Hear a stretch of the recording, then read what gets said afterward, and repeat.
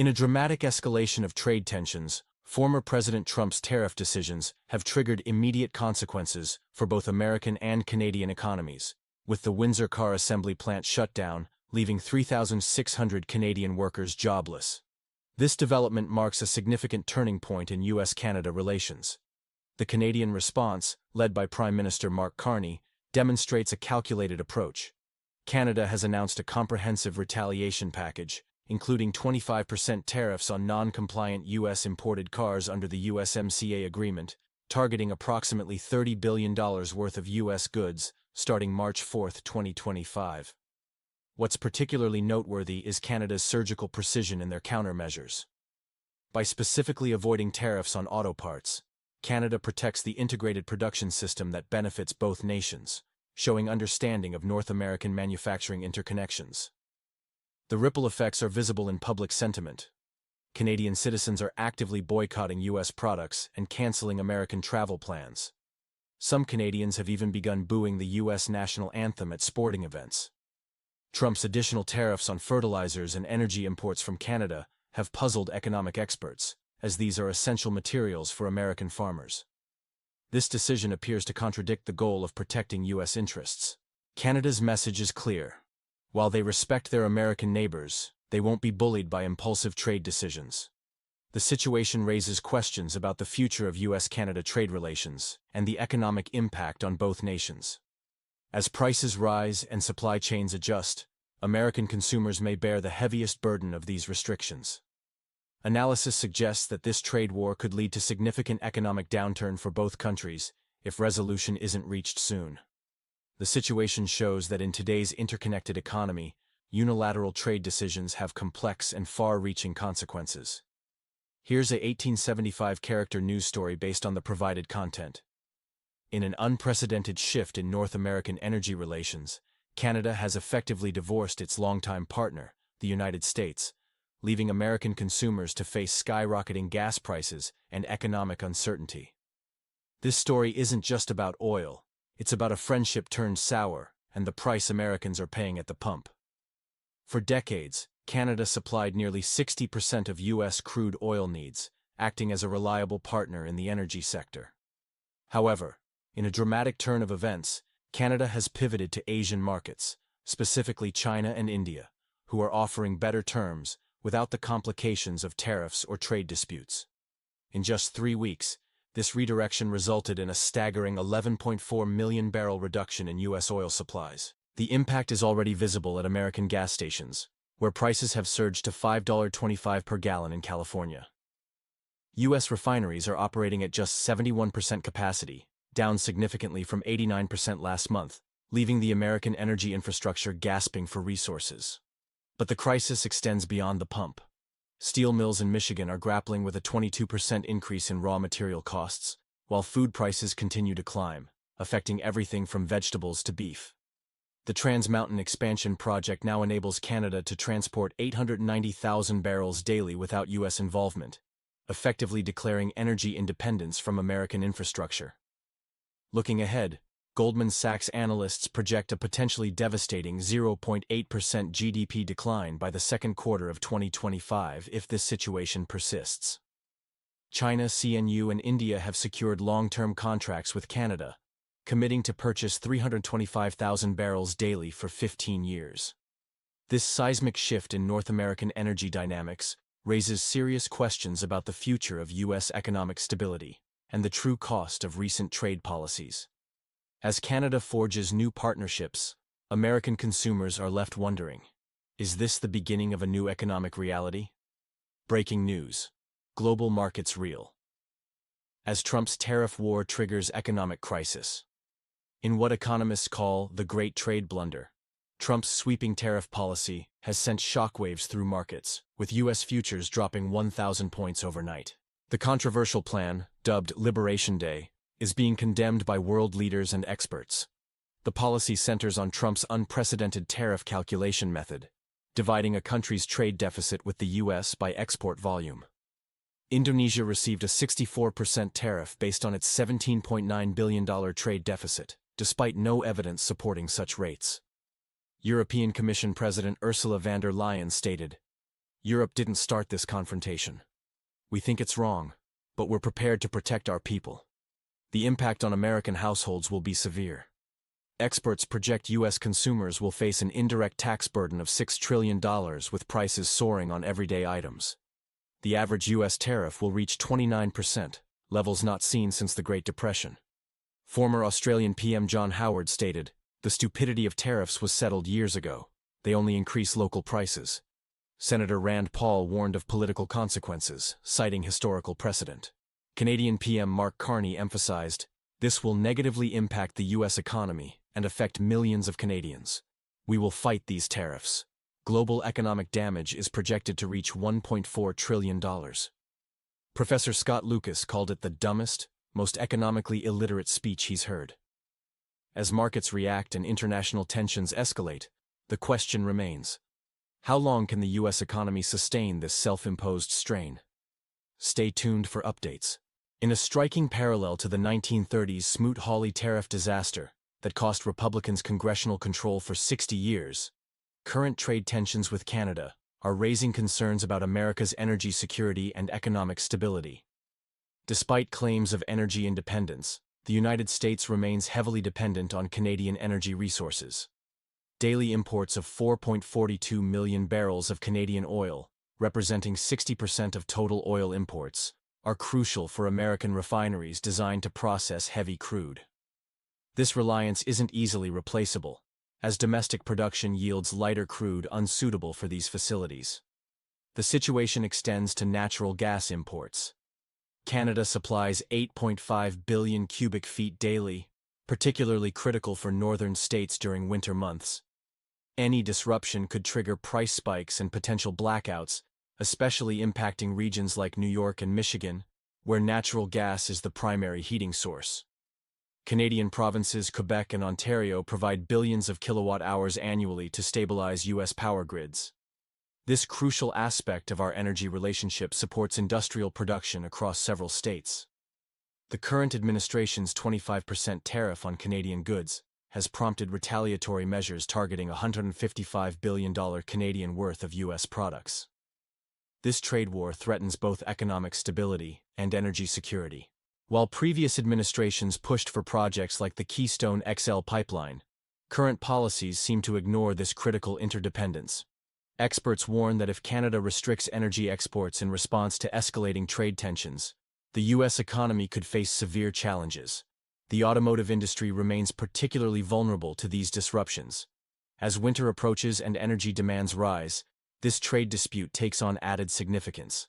The lesson from the 1930s looms large. Trade wars often carry unexpected and lasting consequences, both economically and politically. Good evening, I'm John Davidson, with breaking economic news that could affect every American's wallet. The Trump administration's latest tariff proposal could send car prices soaring by up to $3,000, and experts warn this might be just the tip of the iceberg. Under the banner of America First, the administration is pushing forward with aggressive trade policies that could reshape the automotive industry. But here's what they're not telling you. This move might actually hurt the very people it claims to protect. Let's break down the numbers. The U.S. auto industry isn't just American, it's a complex international network. Your car might say, "Made in America," but its parts come from a sophisticated supply chain spanning multiple countries. Think about this. When you buy a car in Detroit, you're actually purchasing components from at least 3 different countries. The engine might come from Mexico, the steel from Canada, and electronic components from South Korea. This international cooperation has kept car prices reasonable. The administration's plan to force domestic production faces major hurdles. Industry experts point out that rebuilding American manufacturing infrastructure could take up to a decade and cost billions. Meanwhile, American consumers will bear the burden of higher prices. Why can't we just make everything here? American labor costs significantly exceed those of our trading partners. Add stricter environmental regulations and limited raw material availability, and you're looking at a perfect storm of price increases. What's more alarming is the potential retaliation from our trading partners. Canada and Mexico aren't sitting idle. They're preparing countermeasures that could trigger a trade war, further destabilizing prices and potentially leading to job losses in American factories. The question remains, is this America First policy actually putting American consumers last. As this story develops, we'll keep you informed of how these changes might affect your wallet and the broader economy. For more detailed analysis, stay tuned.